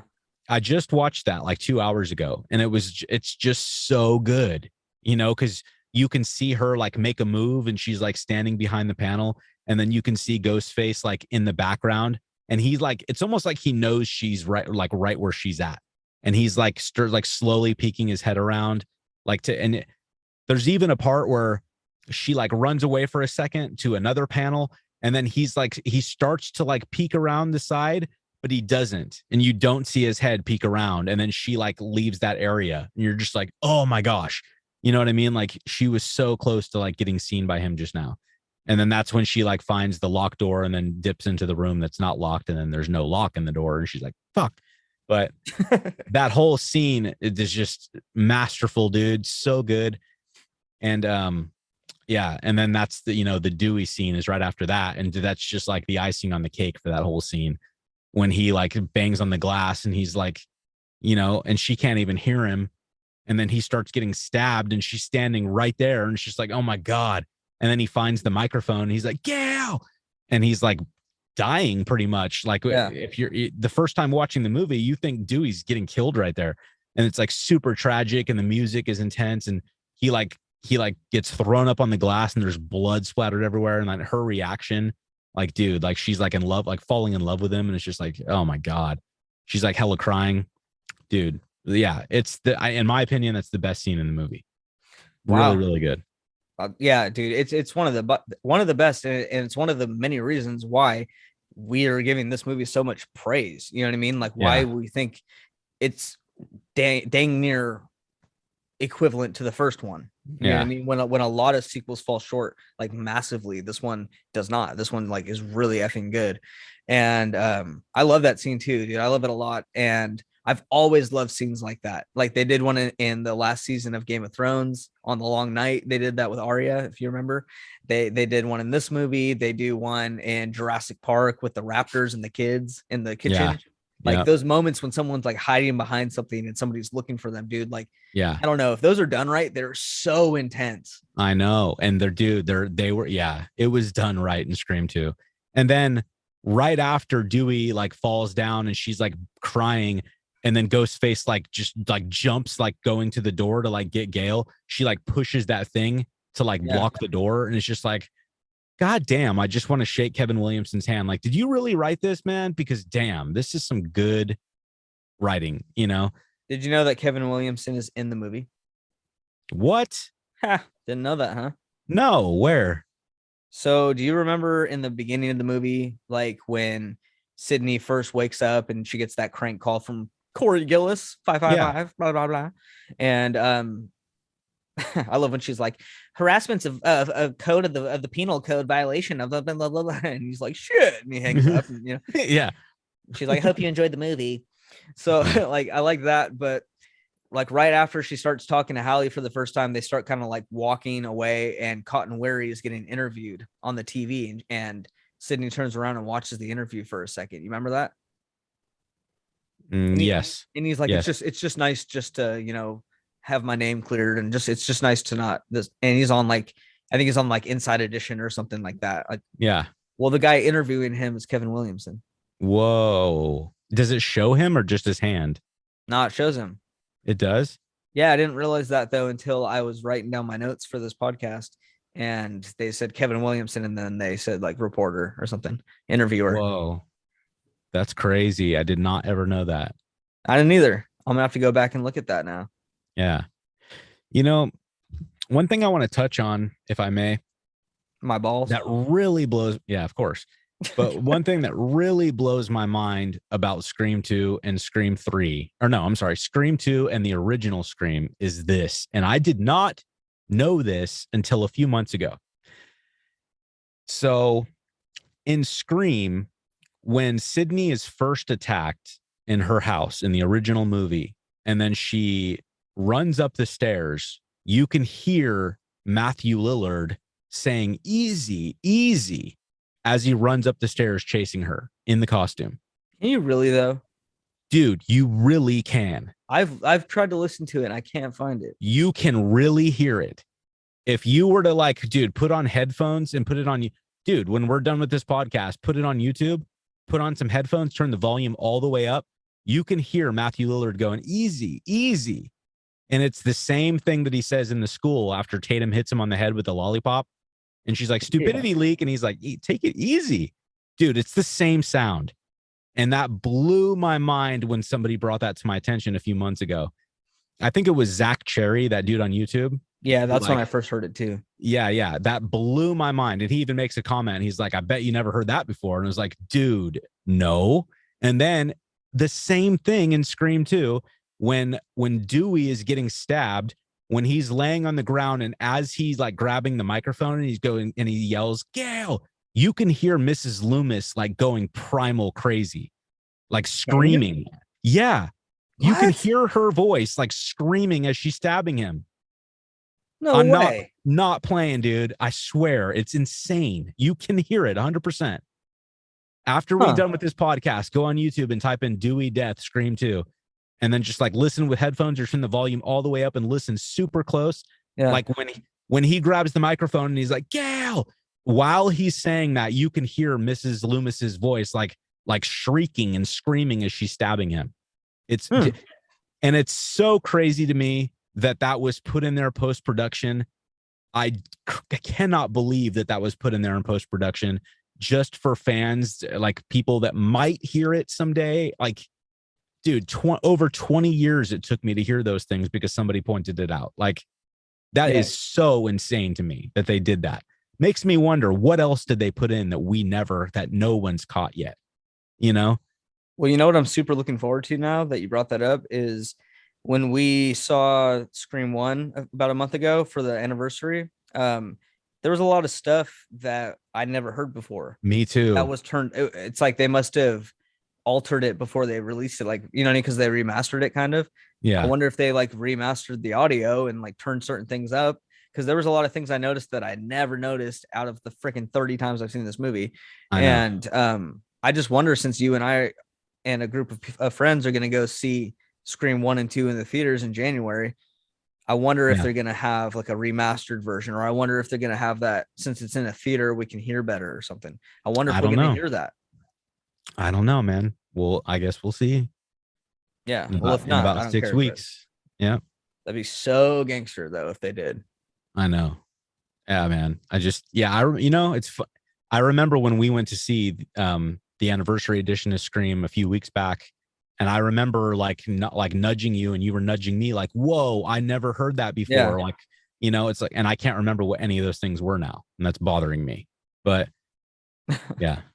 Well, it was just like little things. Like I remember one was something Stu said like stuck out. I don't remember now what it was, but yeah, for sure.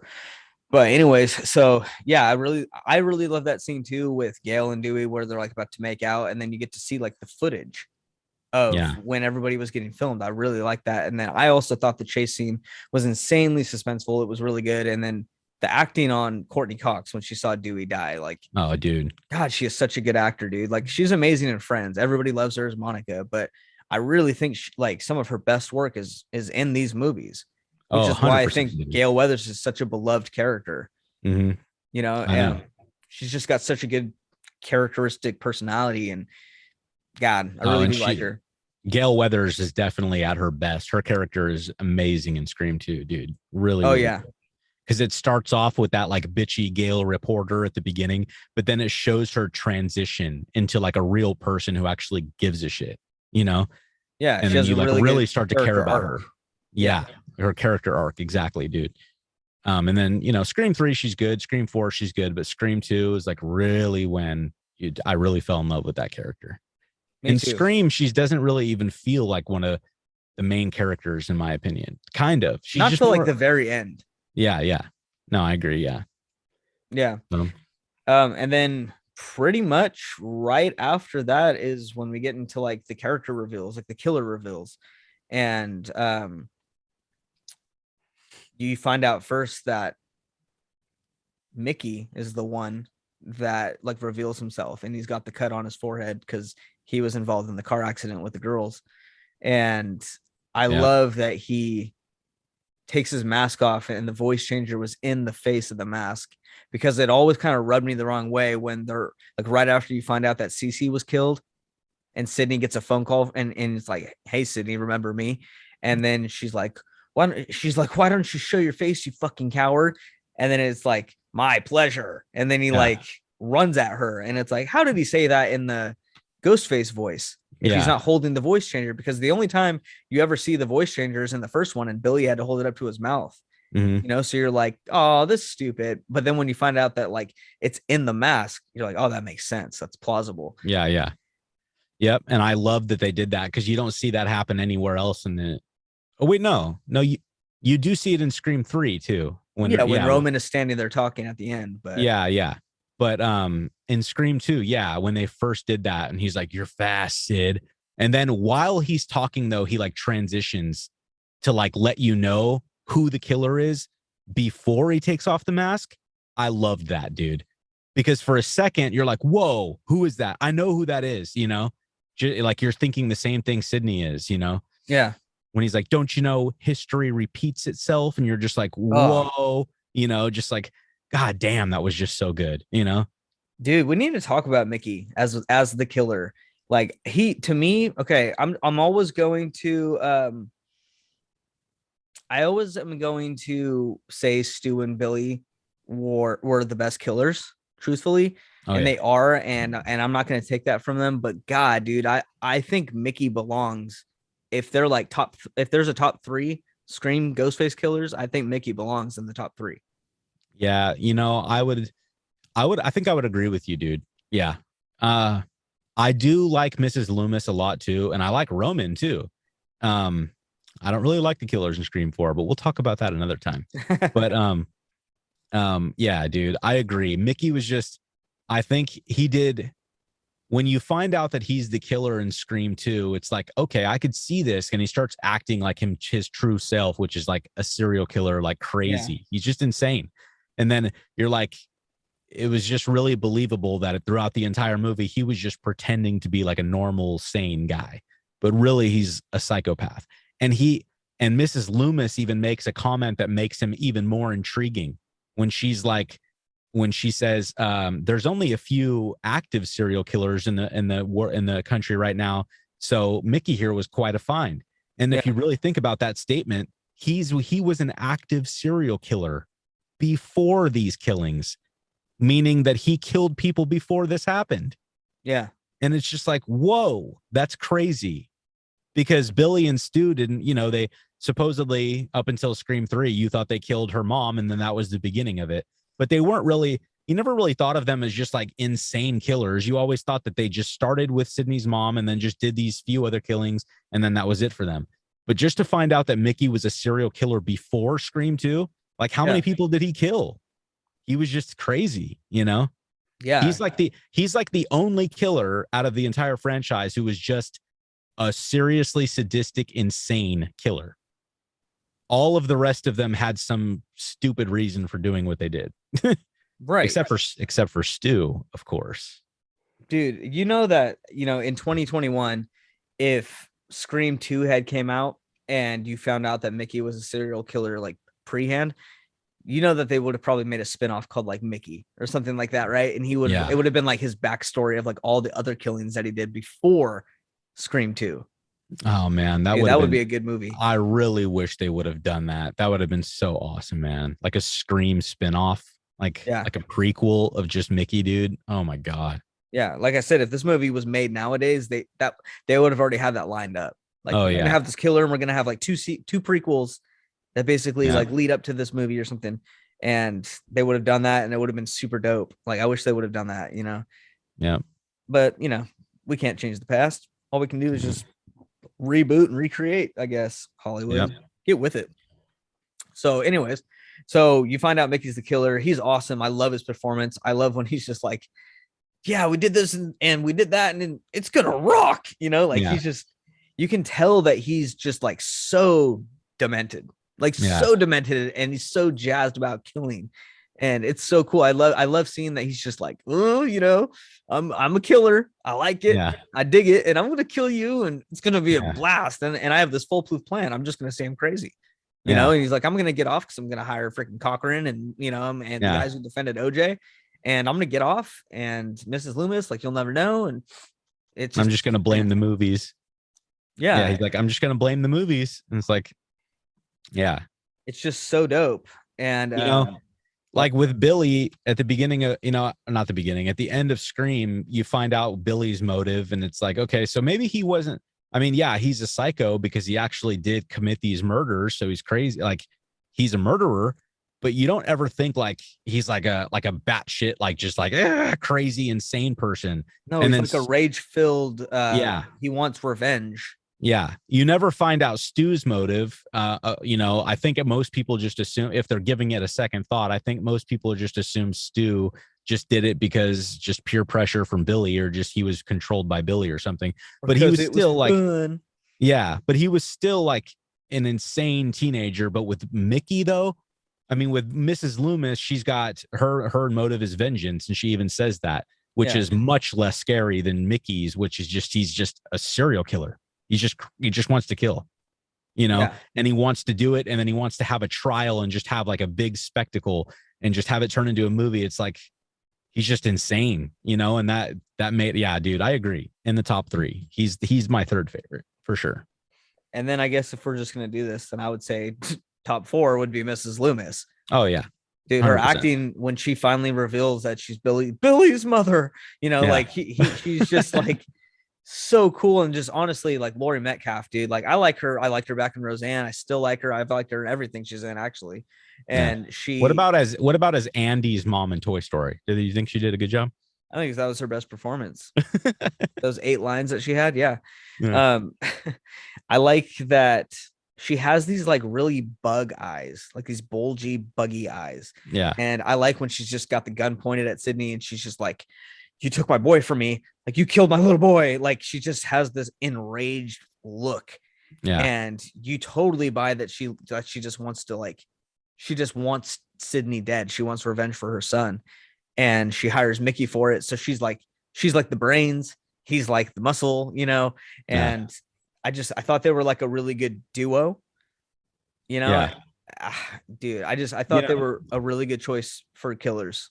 It's really hard for me to choose my 4th favorite killer between Mrs. Loomis and Roman, because I do like Roman too. And I liked, even though he didn't strike me as like a serial killer who was crazy, I thought that his motive was really good and really well written. I just thought that it was great. And so I really liked him as a killer. And like, especially, his lines with Sydney at the end when they're like arguing like brother and sister, I just thought that was really good. So it's hard for me to choose between him and Mrs. Loomis, but I don't think I can choose. I think they're about tied for me. So I could see that. I respect it. I definitely am going to agree. I think that Mrs. Loomis is a little more crazy and unhinged. And that's what I kind of find intriguing about her too. Like Roman never seemed, well, we'll talk about this in the next one, but Roman just never really seemed like, he never really seemed like a killer. Like he kind of seemed like he would be someone who would hire a hitman. yeah, I completely agree with that. I don't see him being the actual person behind the knife as much as I see Mickey, or I see even maybe Mrs. Loomis, but no, I completely agree with that. Completely. Yeah. So he just, yeah. Well, anyways, but I like this movie. I like the killers. I really like how it ended because I love the fact that Cotton kind of saved the day. Yeah. And you get this moment where you're not sure, is Cotton going to be the good guy, the hero, or is he going to be the selfish, conceited, egotistical, I want to be rich, famous guy? Because Debbie Salt offers that to him, or not Debbie Salt, I guess you should say, Mrs. Loomis. She like offers that to him. She's like, look, like, don't kill me. I can get you that 15 minutes of fame, like that fame that you want, that money, like that interview time. I can get you that. And he's like, yeah. And she's like, all you have to do is kill Sydney, basically. And he's like, well, maybe I will. And like for a minute, you don't know, because there was that moment in the library where Cotton Weary basically like confronts Sydney, and he gets loud and like kind of aggressive with her. Yeah. So you think at the end of the movie that you're like, oh shit, like he's gonna turn his back on Sydney, but then he doesn't. Yeah. And dude, it's dope. I love that whole final part where they're like I don't remember the quote, but basically like the killer gets his last final scare, and then Mickey like jumps up from out of the rubble, and he's all bloody, and he's like, and then he gets shot a bunch, and they just like all unload their gats on that fool. Yeah, dude. Yeah, like really, really good, man. Yeah, and then, I like and then after that, Sydney just like walks up and shoots her in the forehead, and Gail's just like, dude, and she's like, just in case. Yeah, dude, genius. Finally, somebody does that. Yeah. Oh my god. But yeah, dude, that's Scream 2. Sydney's boyfriend gets killed. That was tight and sad, because Derek actually was. Now that you find out Derek wasn't a killer, you look back on everything he did, and you're like, oh, he was a great guy. Yeah. Yeah, even Mickey puts it into words. He's like, this is just the kind of boy you'd like to take home to mom, if you had a mom. One of my favorite lines in all of number 2 is that line right there. And she's like, F you. And he's like, oh, so vulgar. Dude, he's got like, I don't know, man. Like he's got the perfect combination of Billy and Stu in one character. He's got like that silly, like, type of personality, but he's also crazy like Billy. Yeah. Dude, I know. Like, I know, dude. Honestly, like how after seeing, that Timothy Oliphant like watched Scream before he did this role, and he was like blown away by the killers at the end, and he was like, I need to somehow match these two dudes, and he does. It was like he did a really good job. Yeah, totally. Yeah. That's why he's probably my third favorite. Yeah. Actually, if I'm going to be completely honest, dude, I know you're going to hate me, and this can be a discussion for another time. I think I kind of like him more than Stu, if I'm going to keep it real. I think he goes Billy, Mickey, Stu. I think I could see that, dude, just because Mickey has just so much more to him. I think he's got more lines, and he just has more character. Stu, I don't know. No, I could kind of see it, dude. I could. I think he's I like Stu more, but I just I don't know. I can see it. I can understand it. If you would say if you liked any other killer more, like aside from Billy, if you liked any other killer more than Stu, I'd be like, what? But no. Those are the only 3 up for debate, or just those top 3. Like Billy is always obviously number 1, but like even in number 1, like Stu, they're like, what's your motive, Stu? And he's like, peer pressure, but like also he's like, you watch a few movies, take a few notes. Fun. Like those moments, you're like, oh, cool. I like that. He's like, just kind of like this weirdo. I'll kill you because I'm kind of just weird, but at the same time, like there's not motive really for Stu. He's just kind of following Billy. Like, I guess they're close friends, and he's just following his best friend's lead or something. Yeah, maybe. But there's honestly a lot more motive for Mickey to want to partake in all of this than Stu. You know what I mean? Like Stu just follows Billy. Billy has extreme motive. He wants revenge on his mom and everything like that. Yeah. But Stu doesn't. Stu's just kind of like the sideline goofy character that's like, oh, I'm just gonna kill you with my buddy because we're crazy high school kids. Yeah. Well, Stu doesn't even know what Billy's motive was until he tells Sydney. And he's like, is this motive enough for you? And he's like, how about this? And then he like gets hella serious, and he's like, your mother was effing my father. And it shows Stu's face, and he's completely surprised by that. He never knew that. I never saw that. I never caught that. Yeah. In Scream, when Billy tells Sydney his motive, and he's like, how's this for a motive? And then it shows Stu's face, and he's completely surprised by what he says. Yeah. Just like, oh my God, like totally serious. This like Stu's goofy ass smile is gone. He's just like, whoa, I did not know that. I thought we were just doing this because we're both crazy and we were just, we wanted to kill.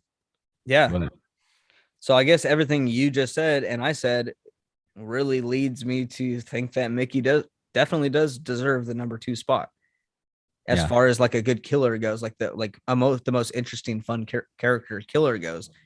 I know you there, have your soft spot for Stu, dude. I there's get it. no way. There's no way that anybody would ever take the place of. What's so crazy about this is that I'm praying that in Scream 5, whoever the killers are better than Billy and Stu. I don't know how that's possible, but just their chemistry, not only like them as individuals, like Billy is just such a great ghost face, and I can see him in the mask.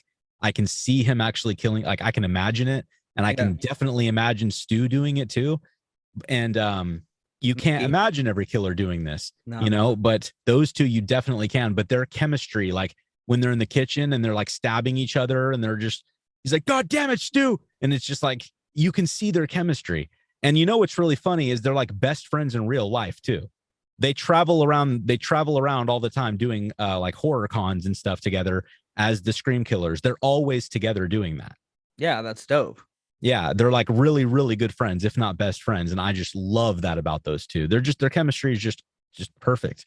So it's, to me, it's not possible for anybody to take the place of either of them. They're just like a match. Yeah. But Mickey is right below them, dude. Yeah, definitely. I would love when we're finally wrapping up, Scream 4 when we get to that episode. I would love to like just do an order of like I want to do like an order of top to least favorite kill scenes and top to least favorite ghost faces. I know. Dude, that'd be fun. Yeah, for sure. And in 2 months, dude, we're gonna be doing a podcast on Scream 5, talking about our favorite kills and all like, dude, it's gonna can you believe that that's gonna happen so soon? Like I it's gonna be mean, crazy. at this point, dude, like I believe it now because it's close. But Yeah, 13 months ago, I was like dying. I know. It's gonna take forever, man. Yeah, I remember midway through 2020 when it got in, like when I found out it was announced, like a new Scream movie, and they were like January 2022. I was like, oh my God, are you kidding me? I have to wait a year and a half to watch this movie. Yeah, But dude. And they're like, they finished filming like 8 months ago, and you're like, why do we have to wait so long then? Like I know. give it to us. But I really do have a good feeling about number 5. I really do. The Me trailer too. looks amazing. The fan base is fantastic. Like I just think everything's going in the right direction.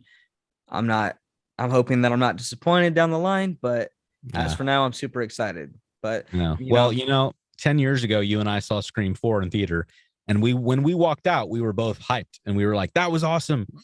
That was a really good movie. But now we have different feelings. yeah, because we've had 10 years of growing and movie knowledge and reviewing and podcasting. Yeah. And it's like now you kind of see things from a different eye. And I mean, we've even had both kind of had our first little beginner shots at amateur filmmaking, you know what I mean? So you kind of see how Yeah. things are done a little bit. And then when you start noticing some weird stuff about number 4, and you're like, why did they have a really weird lens? Why did they have a really weird glare? Why did they have really weird dialogue? You know what I mean? Like Yeah. you can feel the difference. And I don't know, maybe 10 years between number 4 and number 5 is going to be the difference that we needed in a positive way. Yeah. Like 10 years to Yeah. get your stuff together and make this like a really good quality horror movie. I really think that's what's going to happen, dude. I really think they probably knocked it out of the park. And I think that everyone is just going to walk away like, damn, they killed it, you I know? think so. Um, and just, put the link in the description to the movie that we made, Woodsboro. For those of you that are listening, the big Scream fans, Greg and I actually went to the house at the end of Scream, Stu's house, and filmed a fan film. As far as I know, the only Scream fan film ever filmed in that house, and where Greg actually plays Stu's little brother. And we kind of, yeah, we just had some fun with that, and we encourage you to check it out, and hopefully he'll leave a link to that in the description to this video. But it was Yeah. it was unbelievable. So much fun to be there. Oh, it was a blast. And you definitely, if you've listened to this podcast all the way to this point, you should just go check it out because it's pretty darn cool. But I think if there's any last minute things you want to say about the movie, I don't think there's anything I want to cover on. I think I'm done. Yeah, I'm done, man. I just can't wait to do Scream 3. Yeah. maybe we'll try to get that like in a month, like release it Yeah. in December, and then we can release like a Scream 4 episode like right before Scream 5 comes out. Yeah, definitely. Like that'd be dope. But Yeah. anyways, man, thanks for accompanying me on this podcast. It was super fun. I love podcasting with you, and I look forward to future endeavors. Yeah, for sure, bro. I had a lot of fun. For sure. And then everybody, thank you for listening, and subscribe to my channel. Subscribe to Being Scared. I'm sure you already are, but just do it anyways because it's sterile and you like the taste. Anyways, all right, dude. I will see you on the flippity flop. All right. Later, man. Later.